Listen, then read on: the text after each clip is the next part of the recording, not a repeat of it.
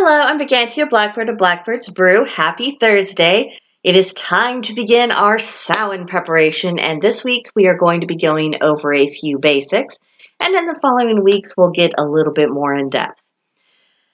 This is the time of year that so many of us Wiccans and witches in general and pagans, we just live for this. It's an amazing time of year. The energy is buzzing. It's such fun stuff. And October 31st really can't come quickly enough to suit most of us.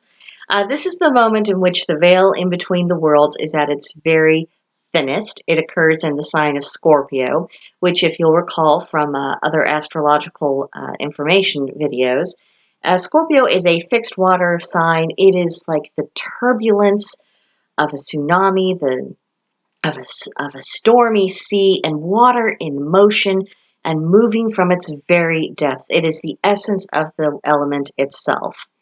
Now, this particular year, the moon will be in the fourth quarter of the sign Virgo. So, being during the fourth quarter, I tend to think of that as the crone phase of the moon.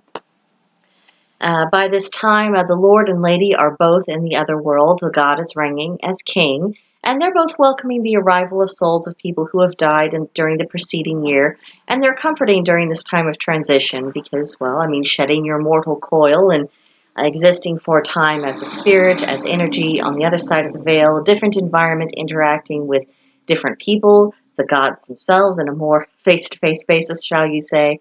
That is a big change for most people, to be sure. And it's a time of rest for these souls. Some will, reincarnate later. And then, of course, there is a whole other debate of, do different people of different religious persuasions ultimately have different afterlives? I think that's a topic we might get into in another video further down the month. During this time, the wild hunt is well underway, and there are spirits of all sorts. I mean, the Fae, people who've passed away, entities that are just kind of passing in between the worlds at will. So it is usual to expect an uptick in paranormal activity, which, if you like watching those videos on YouTube where people are going ghost hunting and they're trying to find evidence, we should be getting some pretty good stuff in the next few months. Fingers crossed.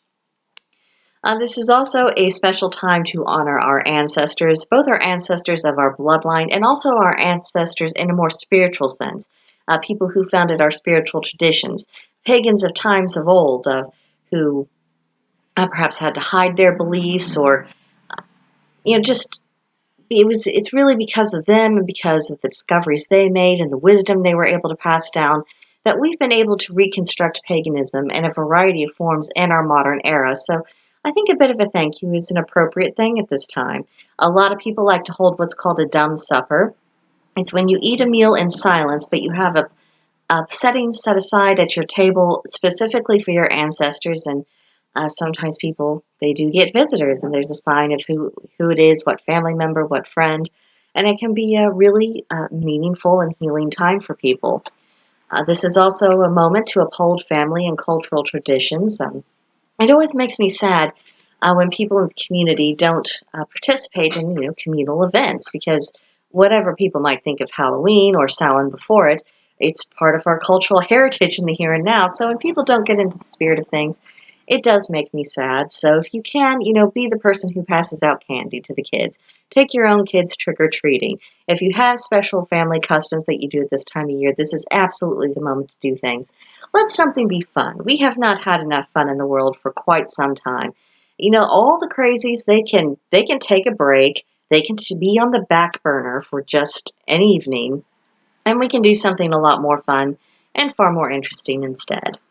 Now, Samhain is a multi-layered Sabbat. We have all kinds of things going on with it, and I touched on just a few of them, but there are also three other main things that I think are worth our consideration. For one, it is the blood harvest. It's the last of the three harvest festivals, and this is the harvesting of the livestock. So, in ancient times and really in modern, herds are called. It's determined how many animals can be supported through the winter, how many are needed in order to feed the family, or in ancient times to feed the whole community so they could make it through that winter. Meat is preserved and stored. And that's where the idea of the blood harvest comes from. It has nothing to do with sacrificing humans or anything insane or tedious or horrible like that. This is referring to livestock and being able to have enough proteins to sustain yourself. Samhain is also a fire festival, and so bonfires are very traditional for both Samhain and Halloween and just really autumn in general. This is the time of year for it. Samhain is considered to be a cross-quarter holiday, and it's the cross-quarter holidays in Wicca are always considered to be fire festivals. And fire scrying is a traditional practice at this time. If you've never tried it out, have a go at it. For those of you who have gotten really good at it, well, show the rest of us how it's done. I have to admit, when it comes to divination methods, scrying is a definite weak spot for me. Now, the third theme I want to really bring out is the idea of the Samhain being the Feast of Apples.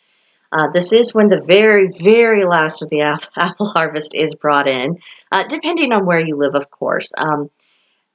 Where we live, the kind of climate we're at, that's obviously going to affect what gets harvested and how long it lasts and all that.